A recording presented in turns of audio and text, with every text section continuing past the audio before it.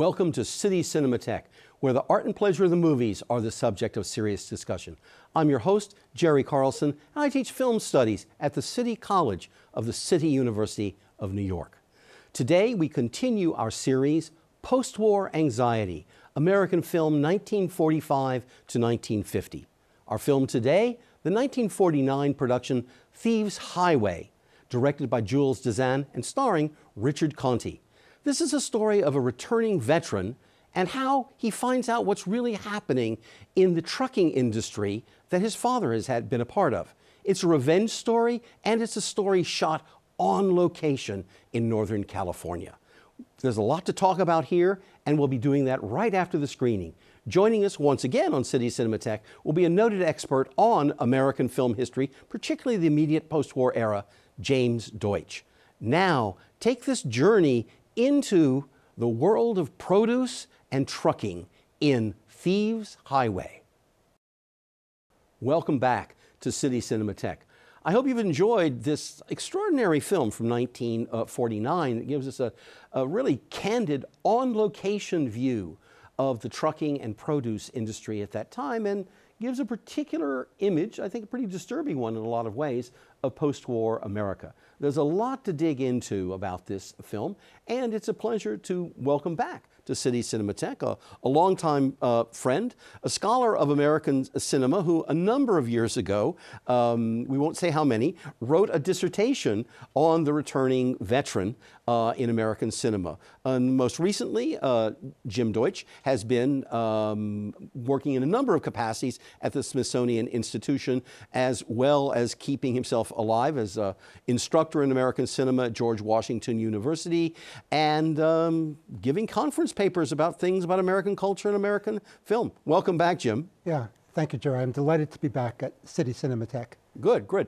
So let's talk about the general period and theme itself, because I chose this because I wanted this to be a bit before the most active aspects of the anti-communist campaigns, the early 50s, and of course the rise of the nuclear scare. So this is a little bit before those two things. But what is it, this period 45 to, let's say, 1950, just for argument's sake? What's this world like? Well, I think there's a misconception in the popular imagination that World War II was the good war. In fact, that's the title of a great collection of oral histories that Studs Terkel combined. Right. And he puts those three words, the good war, in quotes. Okay. But there is this idea that there were victory parades, there was the GI Bill, the Servicemen's Readjustment Act, so there's this mistaken belief that everything was rosy. But in fact, there were lots of underlying tensions and anxieties in the immediate post-war years. Okay, and what would be some of those arenas that people see or confront, as in fact our protagonist is going to when he comes home? But what are some of those the general arenas that you would want to name? Yeah, one of those is just what you said, coming home from the war. These are people, remember that for the Second World War, it was not like Vietnam where you served 2 years. For the Second World War, you were there for the duration. Right. And so my father went in 41 and he came back in 45. Right. And being away for so long, being overseas, being in war, being trained to kill. Right. The process of readjustment is never an easy one, and especially when you've been away for so long. Right. Coming home, 1946 had the highest divorce rate until the 1970s, and it's because people had met maybe just before they went overseas, come back. People change over 4 years, being separated. You might have exchanged letters, but that's one major complication, is coming home. Right. What is going to be your job? The other part of that is, remember that while the men were overseas, and of course there were women serving as well, but primarily men, and when they went overseas, women filled their jobs in factories, shipyards, the Rosie the Riveter. Well, and the government, of course, had made strong efforts to lure women into the work world, and then as the war was ending, they did the reverse, saying now is the time to go back home.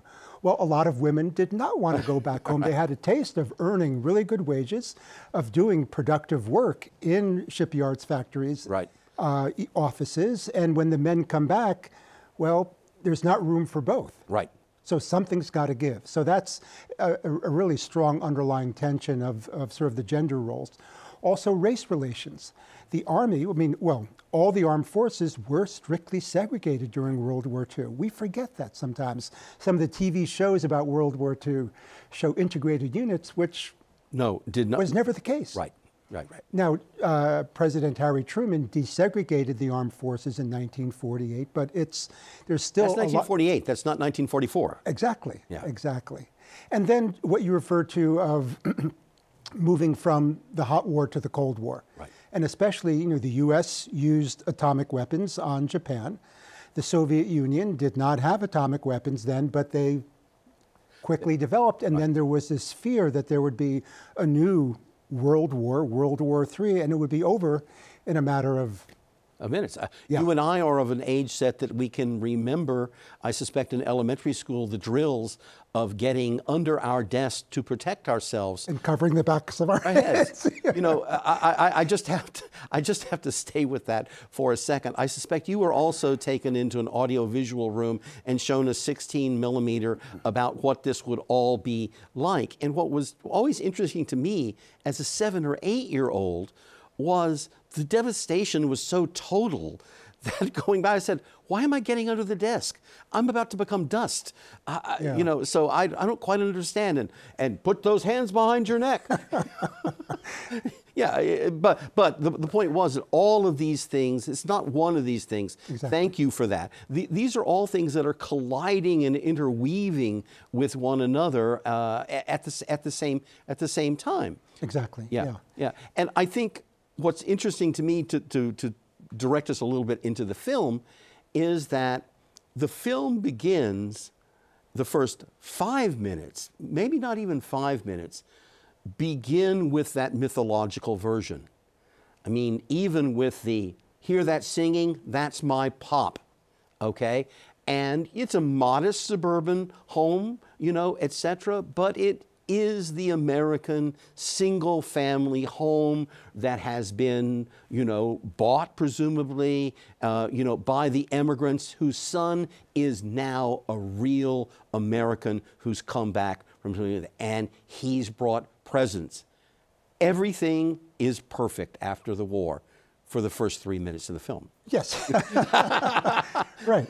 Yes. Richard Conte, Nick Garkos, gets out of the taxi cab. He's wearing a Navy pea coat. Right. He's carrying a Navy sea bag, so clearly identified as former military, which is not the case in the source novel. Okay. In the source novel written by A.I. Bezzerides, who also wrote the screenplay, there is no mention of Nick being a veteran. Right. So that was a detail added when I'm not sure at what stage, whether Darryl Zanuck, who was the head of 20th Century Fox, insisted that it be a veteran. But somehow in that process, Nick became a veteran. And also, you referred to the Greek. There's a whole, that brings up lots about Greeks returning from war. Homer's Odyssey is kind of the best known example of Odysseus returning from the Trojan Wars. And that's got to be running through kind of undercurrents in this film, right? And finding that all is not well when he gets when he gets home. Yeah, right. there's been a lot of the wrong people have been hanging around and doing bad things, and that's very much the case in this film. So there's a way in which the film asserts an idealized image and then quite intentionally says, it's not going to be. That's not going to be the film you're about to watch. If we had made this a couple of years earlier about what might happen when you came back, we would have had to make it that way. But now we're going to drill down on what this experience is like and through this particular Nick character. Right. Yeah. I'm also, I want to just catch on one of the things you said a little bit earlier about the returning veteran and what he, or occasionally she, but certainly he in the combat roles. So one of the commentators, and a very intelligent one on this film, talks about Nick being innocent. You know, and I don't buy that argument, and it's almost as he's coming in, and he's showing off all the presents, and they're all nice, and it shows that he is worldly. But there's also, he's a sailor who's been to all of these ports, each of which has, bluntly, a reputation. You know, because they are sailors. The sailors saying, how can this fellow? He can pretend to be, you know, innocent with his family, because that's itself is his own act. He's performing that. Look, here's what I learned in these ports. I got these little trinkets for you. But the implication, you know, throughout the film is that there's much more depth of experience there, and of a turbulent and violent experience that then he's bringing back to America and bringing back into his revenge plot. Exactly right. So on the surface, Richard Conte, who plays Nick, you know, seems, I'm not sure I would ever use the word innocent. But, nor I. Yeah. But very quickly we see the underlying violence of this individual. He explodes when he hears about what has happened to his father.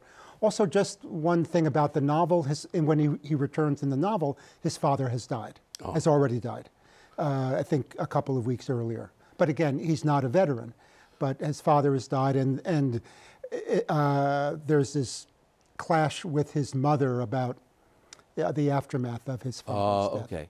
Okay. No, I have to say, as an invention, as an adaptation, the reversal that takes place in that scene with the use of the slippers, if you're going to be grabbed by the film, you know, if you're being a little bit cynical, this is being a little bit too Americana for me. At that moment when he says, "What did I do wrong?" Yeah. And it's a high angle shot looking down at Nick, who genuinely doesn't know, you know, when he asks his father to try on the slippers. Right. And immediately everybody goes cold, and yeah, he's quite easily bewildered by this. Well, comment. if I could put it this way, it opens the Pandora's box that will be the rest of the rest of the film. So let's talk about this and this film and this world that now Nick enters into of independent truckers and of this produce market to which they're all going. One of the things that people, you know, there's a great deal said about crime films and the relationship of crime films to our economic system known as capitalism. But one of the things is many of the films do not directly portray the mechanisms of small individual, you know, people like these independent truckers and the actual, you know, process of production of something. What do you make about the fact that the film is so obsessed by that and the period? Yeah. Well, one thing is that, remember that when Nick comes back, he's earned money from his service, and he's planning to go into business with the father of his fiancée, Polly, Mr. Faber. But when he hears what happened to his father, he immediately wants revenge. Yeah, okay. That you know, his father is blaming Mike Figlia, character played by Lee J. Cobb brilliantly, I think, and all of a sudden Nick is focused entirely on revenge. But yeah, money is in this film, it seems to be the root of all evil. Everybody is corrupted by money, and you know, Figlia, Polly, his fiancée, who is attracted to Nick when he has the money, and when he has no money, when he can no longer provide the dream that she's been promised. Yeah, that because she's much more in love with the dream than she is with Nick. Yeah. And obviously Rika begins to suggest that early on. Right. Yeah, Rika sees it. And then Nick's partner, Ed Kinney, is also, he's totally corrupted by money. He tries to cheat the apple growers. Right. And to do so in a way that is just pure vindictive and greedy. It's remarkable how I think strongly the film condemns capitalism. And then Figlia, anytime he can think of making a buck, he is constantly cheating everyone around him. I don't recall a film quite strongly as condemning of the capitalist system. Now this, I think, comes from the author and the screenplay writer, Bezzerides, right, who did lean left, but he was never blacklisted in Hollywood, unlike the film's director, Jules Dassin. Right. This was his last film, as I understand it, in the U.S. In the U.S., and he had a very successful career in Europe after that, including films, by the way, that were distributed in the United States and were very successful in the United States, such as his heist comedy Top Copy, or Never on Sunday, one of the great kind of international art cinema, hits of those years. But this kind of close examination of American society that you get, and precisely this, this interplay at the street level of capitalism. This is not a critique that's happening of the people in the skyscrapers in New York or Chicago. He's shooting on location on the waterfront, in San Francisco, and showing you what the street is like, what the mechanisms of this are like. And we're in a moment in one of the chapter we're living in right now is one of great debate about Americanism and the role of immigrants. Yeah, and that is highly thematicized in this film. Yeah, exactly. And so Nick is a Greek immigrant. His parents are Greek. The apple growers are Polish. Right. I speak some Polish. I heard dziękuję. I heard 12. They're speaking Polish. Yeah, absolutely. And then there's Rika, who is Italian. Right. And it's not clear how she got to the United States, but presumably some type of refugee. That's because correct. Remember when I think Nick first says, "Oh, are you French?" And she says, "No, I'm Italian." And he says, "I was in Italy once, went swimming in a beach called Anzio." Right, absolutely. And her reaction, she knows exactly about Anzio. So she has been affected deeply by the war. Yeah, absolutely. Yeah, no, I think that's very much on the case. And that's also, when he comes back, you say, oh, well, he just a kind of sailor or something like that. But this line, suggests that,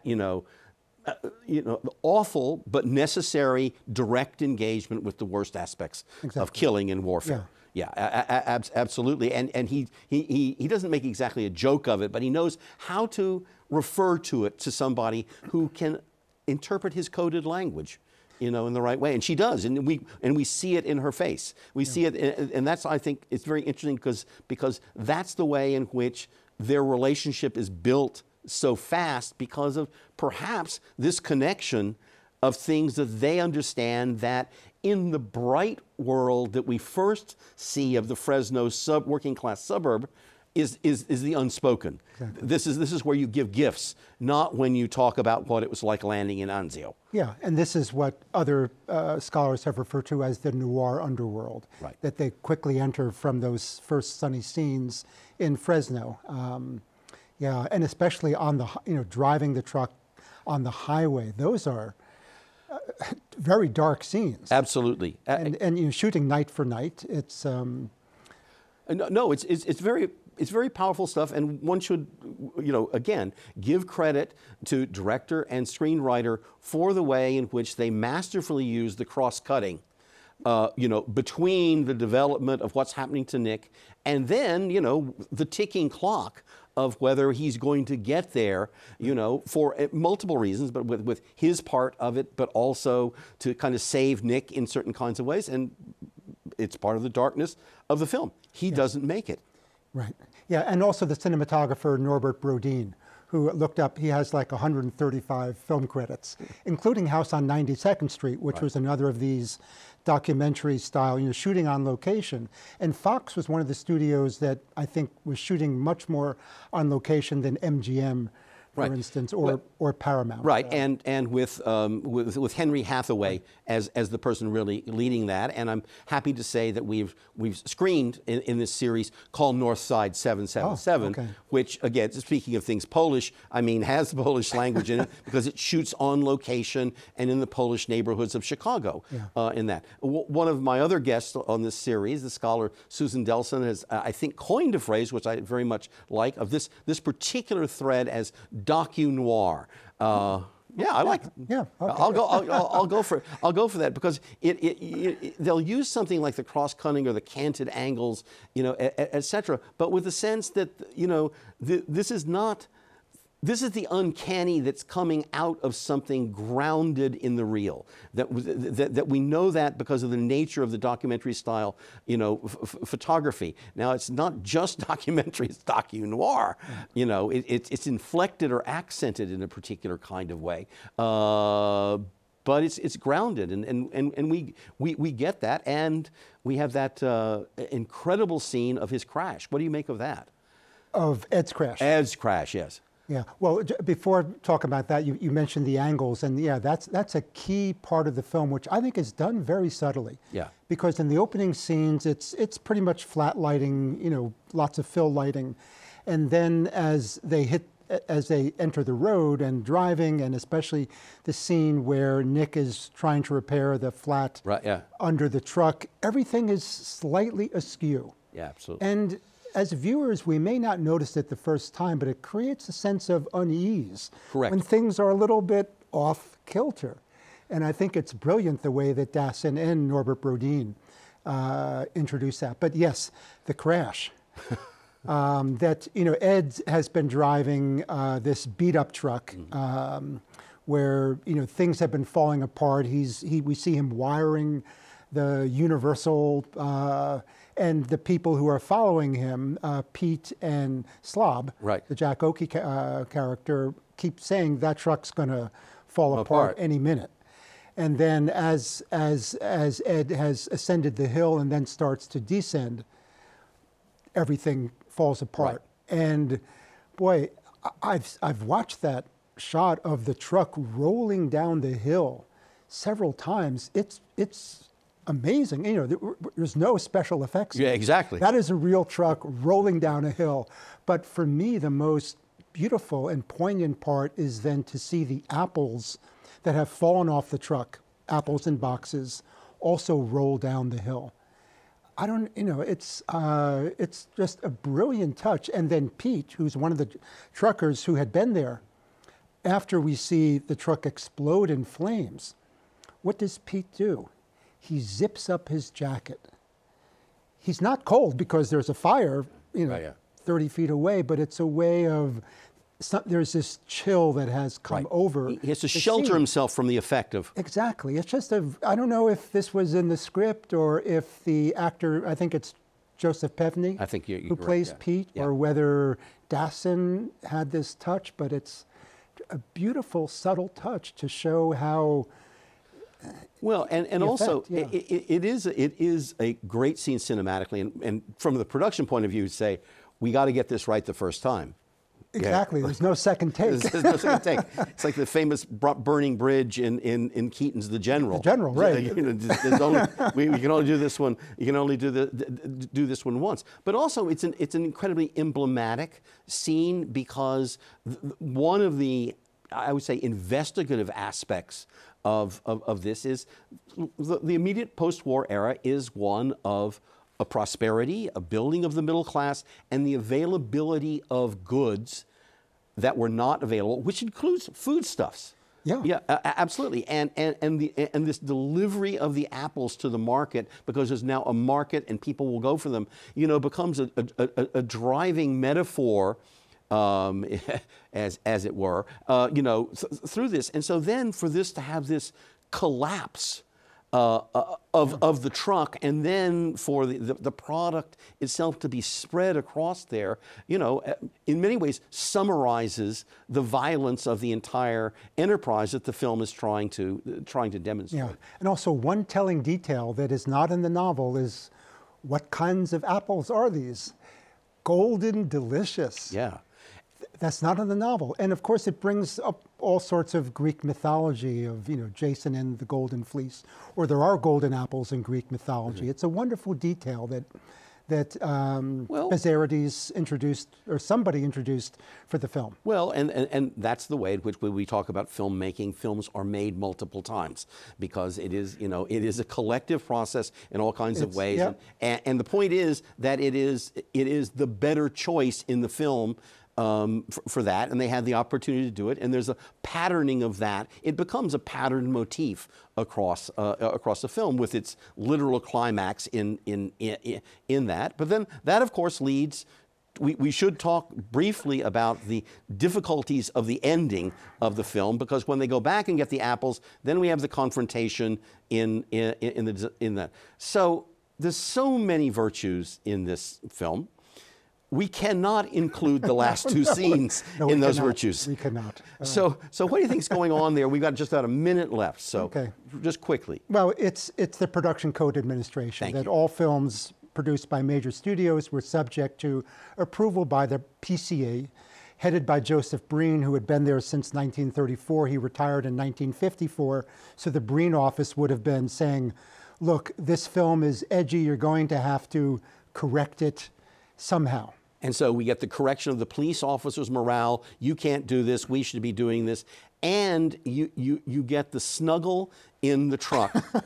Right, because Rika's virtues have been somewhat borderline up to this point. We will leave this with people thinking about Rika's many virtues and other things. Okay.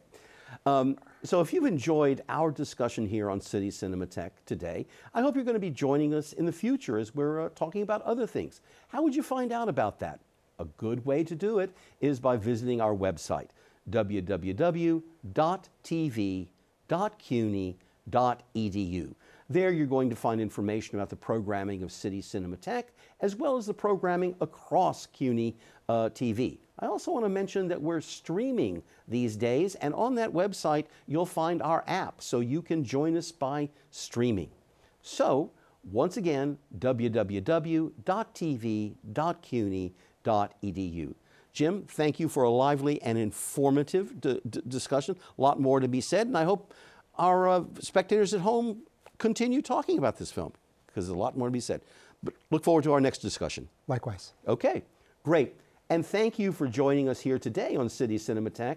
And please join us again in the future as we continue our stroll through the archives of film history. Bye-bye for now.